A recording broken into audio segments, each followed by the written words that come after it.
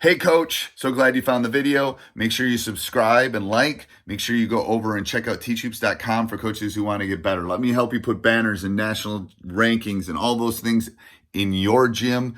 Go over and check out teachhoops.com for coaches who want to get better. It's a community of like-minded coaches. We just got off an hour and a half call. Come over and join us, and let's head off to the video. All right, welcome to the podcast. I'm excited to have you on. Very excited to have you on. I feel bad that you had to run in from your workouts. Well, that's the life of a basketball. Yes, and she's plugging her computer in, and it's like I had a podcast the other day, and it's like things start flickering, and it's like you never know. Whatever, you never know. I've done 2,000. I think I'm up to 2,000 on Coach Unplugged, so it's like whatever. It happens. It happens. Move on. Adjust. We keep going. It's live TV. It's not, but it's live TV. So Emma, I'm going to have you kind of just walk us through, kind of introduce yourself, and then walk us through kind of your basketball journey, how you maybe as a player, how you got into this game. Okay. And then we'll just go from there. Okay, cool. Well, I start most of my presentations when I'm doing speaking. Basketball has been a part of my life, all of my life. I can remember probably 4 years old, my grandfather would come and literally get me out of bed and bring me to his house, and we would watch Atlanta Braves baseball. We would watch Chicago Bears football. You know, being from Mississippi, Walter Payton was our guy. That's true. All right. You like the Cubs? I'm a Cubs fan. You like the Cubs? We watched them, but we geographically we were here in Atlanta. Yeah. So what people don't understand is like I can kind of do some math because you told me how long you've been coaching. But I'm 58. Okay, I'm 57. So when we were growing up, you could watch the Braves, or you could watch the Cubs, WGN or TVS. I mean, it was like if you had cable. Exactly. That's what people don't understand. It's like I remember the day we got cable TV just so we could watch the Cubs. See. Like, it was like my dad grew up. There wasn't from Wisconsin, there was no Brewers at that point. And it was like, I remember that day like it was yesterday. Well, that's what people don't understand. You know, people grew up with Harry Carey and Jack Brickhouse. Exactly. That's all you could watch. That was it. Nothing else on. That was it. Or you could listen on the radio. Yes. I know. I still do that. I do that some. I love listening because I can do other things. It's like listening to podcasts, basically. Yeah. Exactly. All right. And your journey is very similar. I started playing because of my brother. Okay. I don't know if I've ever said this on a podcast, which is crazy. But if my brother had been a hockey player, I'd have been a hocky player. If I'd been a lacrosse player, I'd have been a lacrosse player. He played basketball. I played basketball. It's just one of those things. And my dad played basketball when he was growing up, but he was a runner. It's like, so it is interesting how that happens, I think. Nobody in my family played basketball. It was just that I was exposed to all of the sports. And when sixth grade, PE, they taught us how to play basketball. I happened to be good at it, just naturally. And so I gravitated to that. Ironically, the year that I won the PE championship, I was the MVP. They also built a city park about a quarter of a mile from my house, and it had asphalt basketball courts. So my grandfather bought me a leather basketball, and here I am, 12, 13 years old, going to the park, and I got the best ball on the courts. So I quickly learned, my ball plays, I play.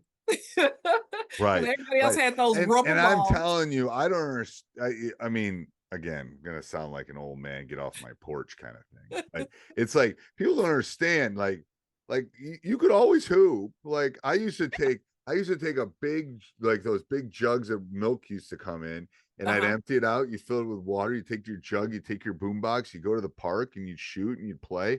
And that's what you did. There's always a game. There's always people. Yeah, it's like now it's like everything's so freaking organized. Anyway, don't get me. It is. I'm with you. I'm right there with you. It's like, go hoop, man. There's a hoop outside. It's exactly. Like, and there's a place in Madison where I grew up that is on the lake. So, and it was great because there's a beach next door. So if you lost, you could lay on the beach, talk to the girls, whatever. But there was a wind off that beach, like, and Yep. and they have metal net, like they have, Yep. again, I'm Those telling you, chain, yep. We had those chains is like, chain nets, oh, the and we chain would nets, your play. fingers would get all crudted up. And you Yeah. play till the sun goes down. Yep. And if someone just happens to have a car, they would drive it up between these trees and shine the light, and you knew you made it by the sound of the chain, because you couldn't see the rim. But you Right. knew you made the shot by the sound of the chain. And you were Right. gonna finish this last game. Right. I know. I love that. I do. I love that. Yeah. Walking home, Yeah. getting yelled at for playing the boombox too loud. And Right. anyway, I know. Yeah. I know. Oh man, memories. Okay. So did you play after? So I started playing basketball, and I'm actually pretty good at it. So much so that in high school, my junior year, we were 35-4, and we lost in the state championship.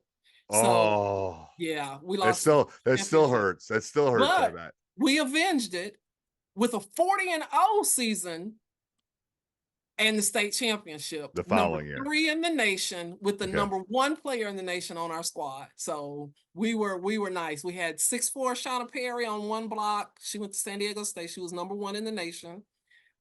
Annette Jackson on the other block, 6'2". She played at LSU.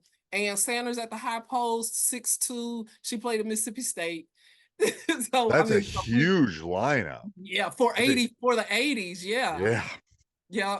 That's not a small lineup now, Yeah. but it's like that's a really big lineup for the 80s. Oh Holy yeah. cow. So my 3 years of playing high school basketball was 110-10.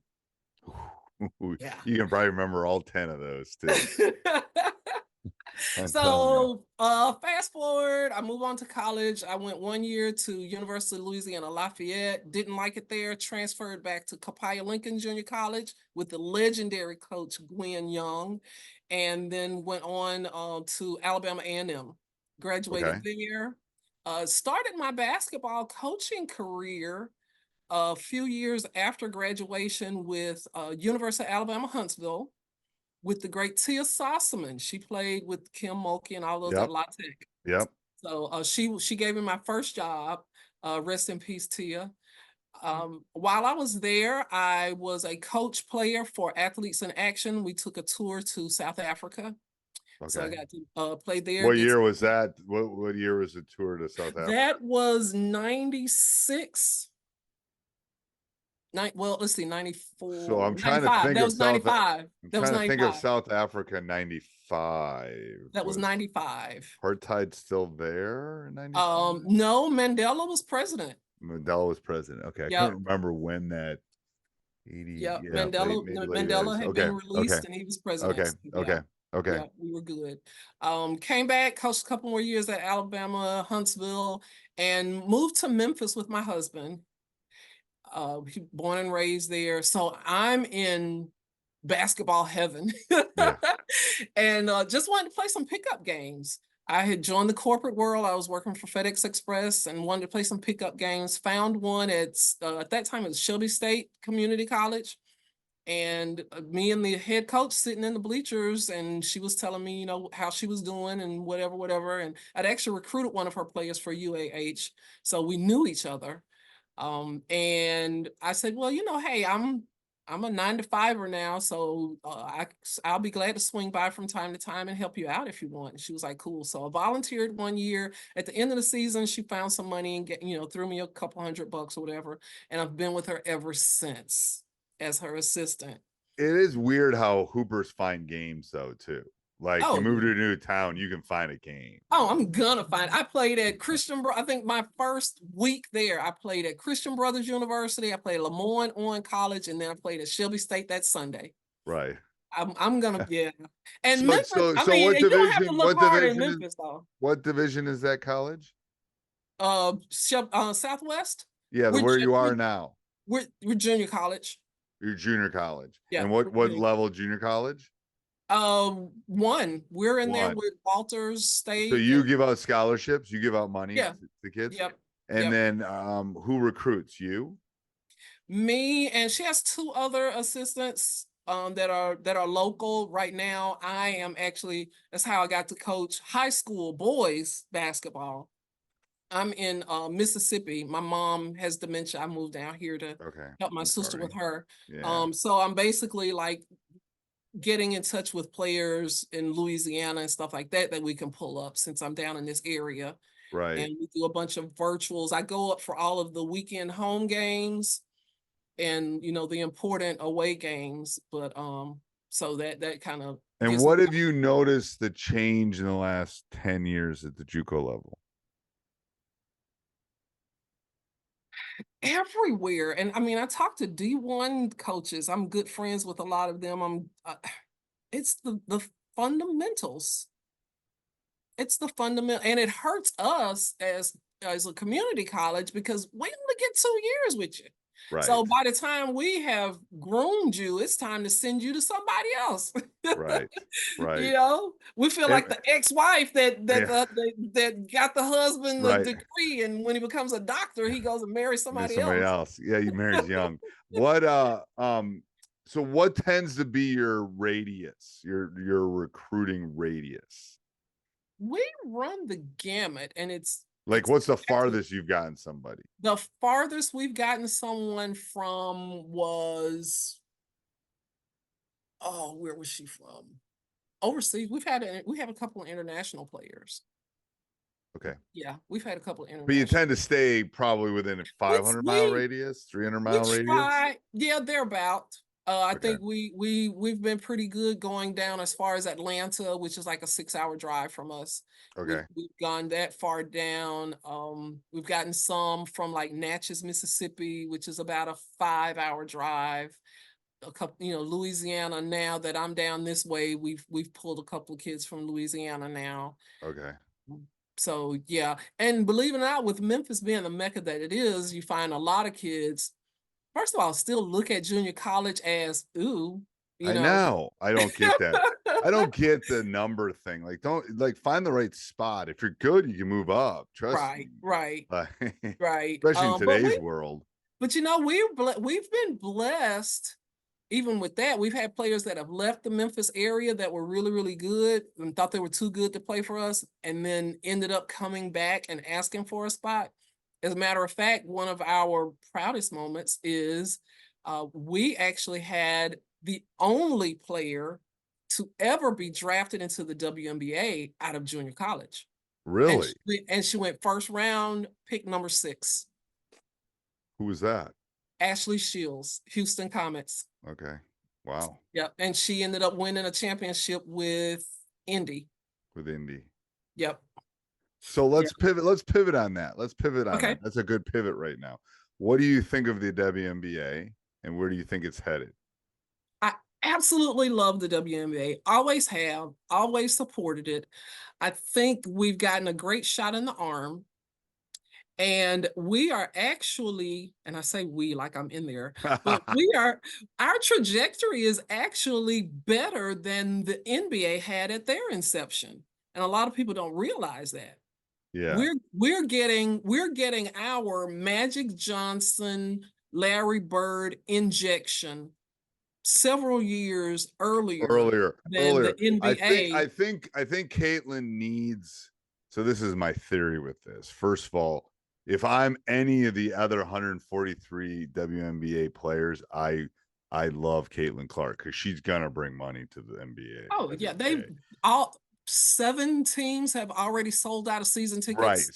So I know there's rivalry and they're all the best in the world, but you should be thanking her because she's going to be, the next 10 years is going to change financially, TV deals, everything. I think the pivotal point is going to be, and she needs a rival. She needs a magic. I'd love to be Caitlin Clark, but I'd hate to be Caitlin Clark at the same time because she's got it on her shoulders. If she doesn't produce, yeah, she'll go to the bank and cash her $28 million and be done. Yeah, but then what does that do? Does I think she's going to be fine. Does that put a hole in the WNBA boat? I think it will. I think it will slow the projection. I think it will. but I don't think that will happen because I think she's at the right team with the right coach and the right GM. Yep. They're just going to give her the ball. Yeah. And if they win, they lose. If they lose, they lose. I mean, Right. this is long play, to be honest with you. Yeah. Iowa's close enough to Indiana. It was the right spot. Midwest. Right. It was like her going to LA wouldn't work. It was the right spot. Exactly. From the financial spot. Exactly. She needs. So Angel was kind of her rival. She needs. Magic had Larry, Michael had the Piston, they all had their rivals. Right. This is totally my theory is she needs that run. It'll be created because they'll need to create it because it'll be like, we don't like that team and we like that team. It's gonna happen because the current WNBA players that are receiving her are not going to want to be the one that she shows and the issue is they need to expand too. 12 teams is not enough. So imagine that's and every starter in the NBA would not be in the WNBA because there's 30 NBA teams. That's 5 stars. That's 150 starters. Right. And so in the NBA, there's 150 starters in the NBA. Right. There's 144 spots in the WNBA. So that tells you. I hadn't done that math. You're right. So the issue is they got to expand because good players are not making it. And there's some hidden gems out there. I was gonna say they just can't get on a roster. The surprise. Or they got drafted by the wrong team, and then what happens? And it's like, but yeah, I think the TV deal will be big. This will be. Hopefully, she has a really good season this year, and then I think the TV deal will be big. And it couldn't happen at a better. I mean, even with Caitlin, with the Caitlin Angela shot in the arm, and then with the whole South Carolina LSU, and then there's Gino over here who's won them all, but is he passed, but maybe not, and it's like it's this whole that's good. It's good for and it's created a lot of understories. The understories are women don't leave early, so people have more allegiance to the team. To them, and it used to be the problem is women's basketball 10 years ago was like men's basketball in the 70s. Like UCLA was winning everyone, it was boring. Right. UConn was winning everyone, it was boring, or Stanford or Tennessee. I mean, there are only 3 or 4 teams that could win it. Well, now I think there's maybe 10 to 15 teams that could win it. And that makes it the competitiveness, I think, makes it better for women's basketball. You said, that loyalty is going to take us because when you've got players like Juju and all, and I mean, probably every conference has a great player. Absolutely. Everybody's watching. I was telling a coach the other day on a podcast. It's like I can tell you the top 10 women drafts who got drafted recently. I can tell you the top 10 women. Right. I will not be able to list the top 10. I will not know the top 10 men that get drafted in the NBA draft because 7 of them are going to be from Czechoslovakia, Slovenia, France. I just don't know who they are. I don't know. And 2 of them are going to be freshmen from Kentucky, and one's going to be. I'll know Edie. I'll know like 3 or 4 of them, but I'm not going to know. So there's no allegiance. That's the problem with collegiate game right now. Exactly. So, and the NBA kind of deals with the allegiance a little bit in the sense that, Steph has stayed with his team. Giannis has stayed with his team. LeBron, for the most part, has only been 2 or 3. Whatever. LeBron's 75 years old, so whatever. Who's he been with? Cleveland, Miami, Cleveland, Lakers. Yeah. So, Anyway, I don't blame him. He's been around a long time. Give the old man a break. Okay. Yeah, I guess. All right, talk about practice planning and how practices when you were at practices at the collegiate level. How did those work? Do you see a difference between those and the high school level? I am an assistant at a high school down here, and it took me probably till December to get accustomed to not having a plan. I Tia spoiled me. Tia came in every day. All three of us had a piece of paper in our hand that had the focus for the day, Bible scripture for the day, a quote, and on the left hand side was the drill, on the right hand side was the focus of the drill and how long it was going to take. I mean, we would walk in and the manager had her copy and she knew put 10 minutes on the clock, put 8 minutes on the clock, put 12 minutes on the clock. I I I'm spoiled that way. I Well, brought I that. don't think you're spoiled. I think that's the way most people run their practices, to be honest with you. It's like I'm not going to walk in. I'm a math teacher. I teach statistics, and I wouldn't walk into my class tomorrow and not have a plan. But Like, would it be written out like oh, that? it'd be 100% written out. Okay, see, 100%. that's the Now thing. The that young that's a lot. coaches That's a now little bit of don't that's a do that. little bit of a lie. That's a little bit of a lie. I've taught for 35 years. So the written plan is probably a 3x5 card now. Okay, But for my first 20 years when I was learning what I needed to do, okay, it was boom, boom, boom, boom, boom. I did okay, everything. Now I okay. can just like shoot, I can walk But into a see, class. coaches in their first 5 years don't do that now. I don't get it. How do I you don't get not that. do that? I don't get it. It's a living They may document have too. in their mind kind of like what they want to do, and you know, and a lot of coaches now do the exact same thing for the first 45 minutes of practice. So I mean, their players could literally run their practice. And that's boring. When I go to watch practices of high school players, it is, you know, the players come in and the coach is still in their office or running around, and they come in, they stretch, they do the, you know, the 3-line layups, they do the, you know, the fast break work. I mean, they do probably 30 minutes worth of work and before the coach even comes in and That's inserts. crazy land. I That's see it all the time. really, I see it all the time. that's like pre-practice. I have like pre-practice, practice, post-practice. Like, oh Exactly. my No, gosh. they come in, they do the ball handling, they run the 3 lines, go through each one of the plays on the way back. I mean, that's the kind of stuff I see. Like I said, coach could go and have dinner and come back in and start practice. And so at the collegiate level, what was the goal of the players? Like what were they trying to move up? Were they just trying to go to college there and then go to a 4-year? Like Well, what kind of players is what I'm asking kind of.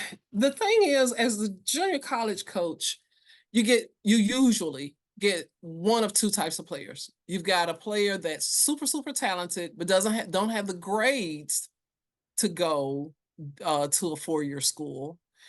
And then you have the player that kills it in the classroom, but just isn't doesn't have but Can't doesn't hoop. have the Can't skills. hoop. Yeah, Yeah. but absolutely loves the game. Those are the ones that's going to dive. That's going to, you know, and I mean, you get one of those two. So naturally, you've got, you know, the one that is not so good. I'm blessed to have, you know, these 2 years. I wasn't ready to let it go. I'll take these 2 years, and if something comes after it, fine. If not, I'll go on and get my master's degree. You Right, know, right, right. but you know, when you got that skilled player, it's you know, I need to get my grades up, so that becomes more. You become kind of an academic counselor with her, trying to make sure that she keeps her grades so that she graduates, because you have to graduate in order to go D1 if you wanna. You know, Right. so it's not enough just to have enough credits. You have to actually graduate and matriculate. So, you know, you got that issue. So most of them that with that talent do have eyes on a 4-year school. Some of them we have to fight with them because you're actually not D1 material and they think they are. Right. So, you know, you got to fight that. Okay, so tell me, how close is your world to actually the like Last Chance You on Netflix? You ever watch those? I do. Is it Yeah. close to that? We've had some years where we have been. Okay. Yeah, we've had some years where we have been. I mean, That's You're how Ashley struggling ended to up. get you're struggling to get a roster even some years, maybe, huh? Some years, yep. Actually, a couple recent years we have. Post COVID, I bet it's been harder. It has been. It really, really, really, really has been. And then you know, it's hard. Do you see less girls playing basketball where I you are? do. I do, but the high schools have the teams, they still have the same amount of teams and they still have the same amount of players, but you don't a lot of them are the kind that if practice is at 3, they get there at 2:57, and when practice ends at 5, they're gone. The parking lot is empty at 5:10.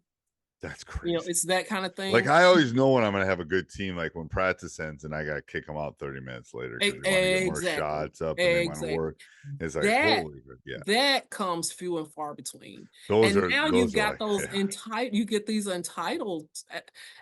AAU isn't what it used to be. So you've got some kids that do play AAU during the summer, and it's a team that I was on team A. I wasn't getting the playing time my papa thought I should. So papa decided to get me and 3 of my friends and 4 of the kids from the church, and we formed our own AAU team so that I could get my playing time. And Everybody has an AAU program. and Papa told me that I was the best thing since water. So I should, you got that entitlement thing. And Yeah. like a lot of D1 coaches even have that issue. It's not just a JUCO issue. I think COVID did a ripple on this group. These seniors in high school right now I just think that whole, like, I think it just rippled. I think it caused, I don't know, some entitlement, some all that kind of stuff. Yep. Something happened. I don't know. Yeah. We're still scrambling from that. What do you think the hardest thing to teach is as a coach, or to do a practice, or to get across, or The hardest thing for us has been defensive basics. rotations? I know it's crazy. No, I'm just saying getting them to understand 1 pass away denied, 2 passes away help side. I mean, a lot of our games have been lost in the second half because the defense is on the other end, and so they can't hear us giving them play-by-play, second-by-second instruction. Right, telling where to go. Yes. Yeah, I find myself there, weak side, weak side, weak side, drop, hand up, hand up, hand up, no middle, because okay, if I got to pick one, that's it, no middle. When the ball is passed to the wing, it is like, I can't even tell you what an analogy for it. It grinds me so badly that it is so hard for me to get the player to have their inside foot up and not let the person drive into the middle. Force them towards baseline. It's an angle. It's angle. It's cut the court off. And I mean, I explained. And why do you think that is? Why do you think that is? I have no idea, because we drill it. I drill it. I drill that, and I drill defensive hand in the passing lane. Even the left-handers still reach with their right hand, and it takes you out of, if you miss it, you're out of position, and you jeopardize our post player getting foul trouble. Just play up.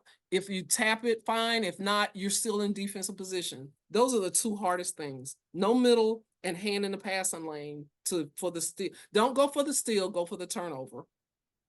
So here's my theory with this, is that we're playing too many games and not working on the basic stuff. Right. You need to take the European. I mean, they're all going and playing AAU. They're all playing. They're probably playing right now as we speak. Yeah, they are. They are. They're not shooting. They're not working on their passing. They're not working on those things. Okay. So this is what I'm doing. I recently got sanctioned by under the Pelicans umbrella, because I'm geographically closer to the Pelicans than I am the Grizzlies. But I'm doing a junior NBA league. That's good. Yeah. That's kicking off next month. And but I get to make my own rules. So these are my rules.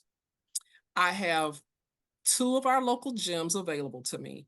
And on Tuesdays and Thursdays, we're doing clinics. You have to attend at least one of those clinics in order to play on Friday or Saturday.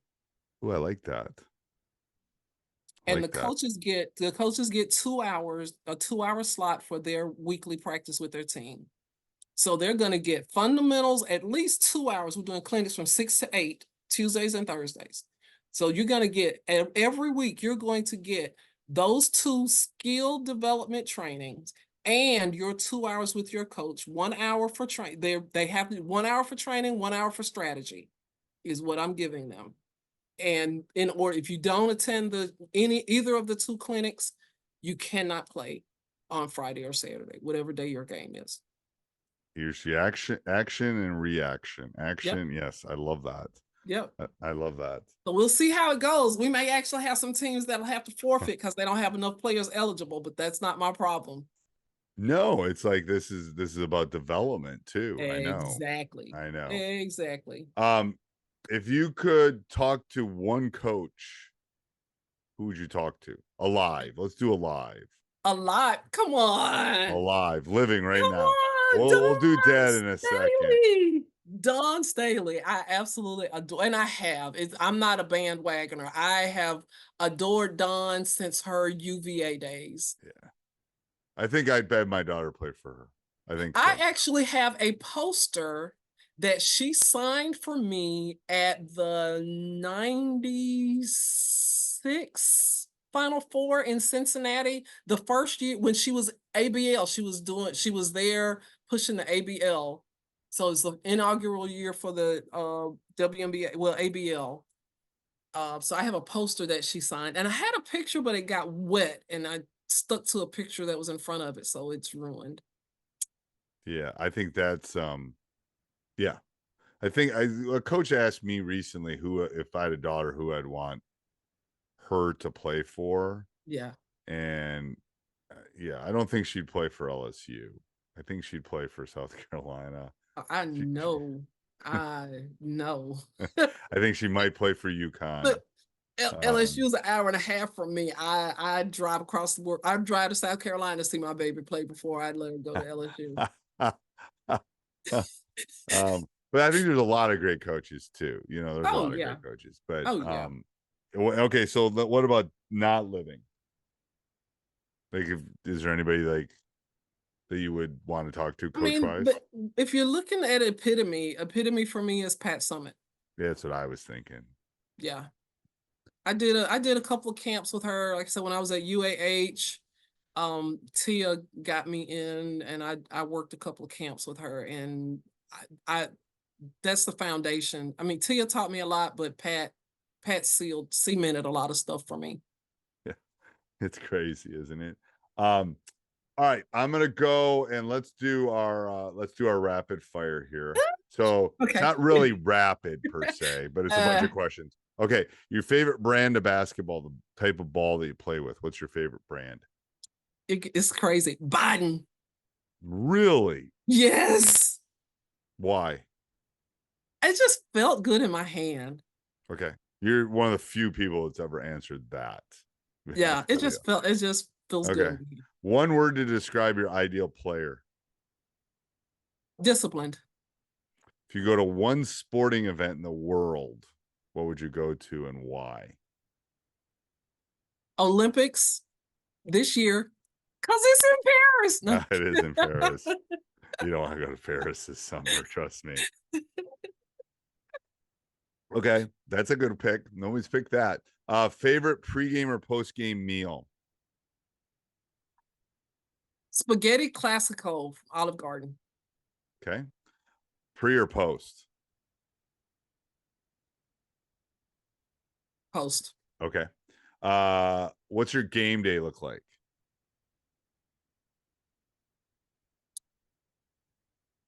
Early breakfast. Review scouting report. Check with the team, because we don't do early, because as girls we play the early game. So like on a Saturday, we're playing at 2:00. So, I have to check on them as an assistant to make sure that they do eat something, but it Right. can't be heavy Yep. because we're going to be at the gym at 12. Uh, Play at 2, finish about 4. Now they get to eat, Right. so I have to go through that whole routine. So yeah, that's like I say, playing at 2:00 puts it in that order. Do you do anything as far as shooting, or what do they do? Or they just if it's a Saturday, they go through. Do you do a walkthrough? Do you do shoot? Do you go to you let them sleep in? No, they if we've got a 2:00 game, they have to be up no later than 8. But resting, like I say, light breakfast about 9:15, because we're leaving, especially if we're on the road. We're leaving the hotel at 11:15 or whatever to get to the Coliseum or the gym by noon for a 2:00 game. Okay. And you know, and sometimes they don't even eat dinner until after the boys' game, depending on what, if we're in a little town and it takes forever to get to food, then we got to wait until they had breakfast at 10 o'clock, 9:30, and they don't get to eat another meal until 8. Right. Because after the boys play and shower and get on the bus and we travel to where we're going to eat, Right. like it's 7:30, 8 o'clock. Wow. Wow. So angry, crangry, hungry and angry together. What's one thing you do to relax? I read. Hmm. Yeah. Love reading. I've The only issue I've had with reading as I've gotten older is it's starting to make me fall asleep a little bit if I'm tired, if I'm at all tired. So I got to read before lunch usually. Do you have any superstitions? No. Okay. Describe your perfect player in 5 words or less.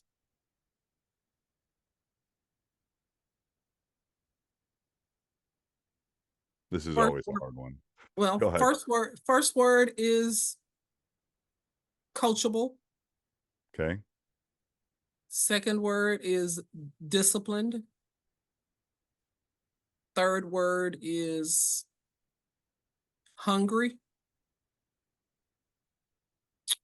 Fourth word, I'm trying to think of one word for a 2-word phrase. Yeah. I want team player. I can't think of one word for it, but team player. Okay. And my 5th word would be, yeah, and this is gonna be weird. Honest. Okay. Why honest? I don't think anyone's ever used honest in that description before. Because when I think of honesty, I think of is the honest person is obviously always going to tell the truth, but they're always going to do the right thing, um, at the right time, presumably, for the right purpose. I love that. Yeah. Perfect. Yeah. Best basketball player you have seen in person.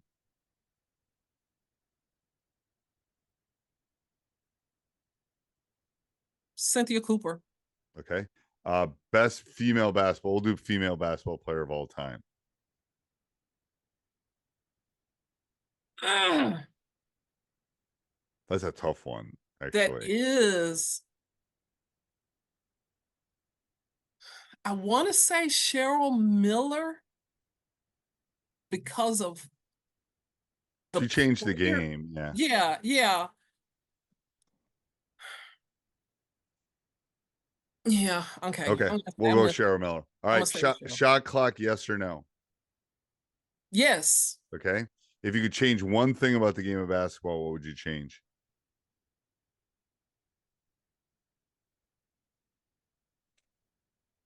About the game of basketball? The game. The What game, would you like change about strategy the game? or the game itself? The actual game. What would The you actual change? game. Okay. I would get rid of the jump ball. I think the jump ball's stupid. We only jump it once a game. They're terrible at throwing it. to give the visiting team should just have the ball to start. That's my Ooh. because otherwise, why don't we jump them all? Either that or flip a coin like they do in football. Whatever, flip a coin. I don't care, but jump ball. It's archaic. Ball. We don't even have the circles anymore. That's my rule. But is there anything else you would change about that? That's a good one. Okay, my thought process is tainted now because that was so good. Okay, all right. I'm going to start a petition. That's going to be my goal at some point to get that changed because it's just stupid. And at the high school level, the accountant who is working all day doesn't. There's 3 officials and one of them throws it up. They're just bad at it. And that's the only time you use it ever. It's to start the game. Yep. After or that, if you go to overtime or every overtime. Well, yeah. But yeah, it's horrible. Needs to go away. Anyway, best game you've seen in person.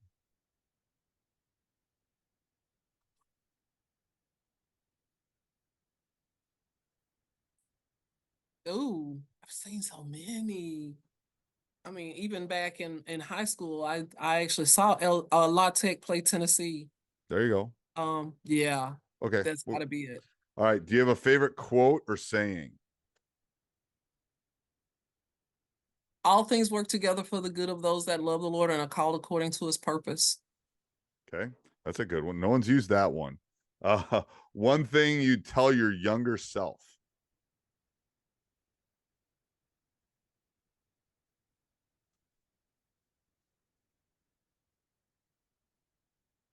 Be you.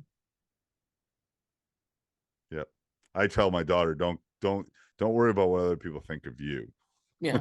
Be you. Be you. Just be you. Be you. And There's that's only what one you. Yep, that's it. That's hard. Quarters or halves? Quarters. Okay. One word to describe your coaching style. One word. Fundamental. Okay. Best basketball coach of all time.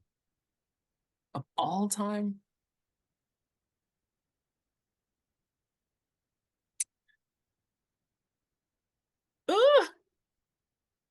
Phil Jackson. Love Phil Jackson. He doesn't make the list as much as he should, but very good coach. Good coach. Yeah. One of the best, just because he knew how to read. Yes. Is there a book you'd recommend to the listeners? My Cat Won't Bark. And what's that about? It is it expounds on the idea of figure out what a person will do, won't do, or is capable of, and expect only those.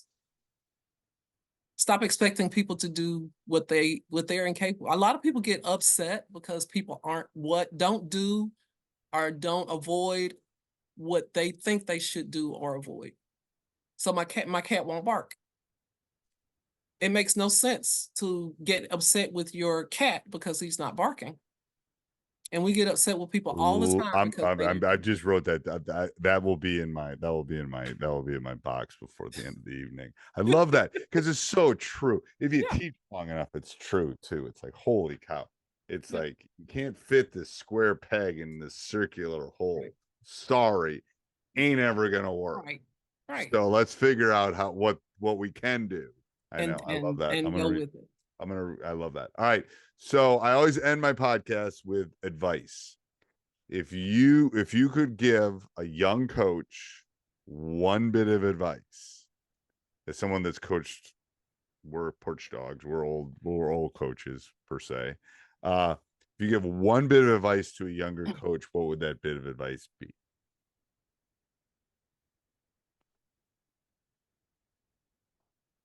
Because I can't.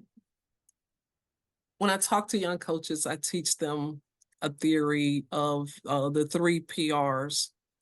So it's kind of hard. I guess I'd have to pick which one of those is. I just say be open. Be open. Be like open that. Yeah, and that's I've got arrows shooting from all of it. Be open to everything. Everything. Yes. To your players, be open to your public, be open to Learning, be open to learning, learning, be open. to yeah, others. Yeah, just be open. Be Yeah. open. And I'll give a subscript to this. You don't know everything. Exactly. 'Cause as you coach longer, you know less. No. If I Yes. knew as much as I knew in 25, I'd be the best coach in the world.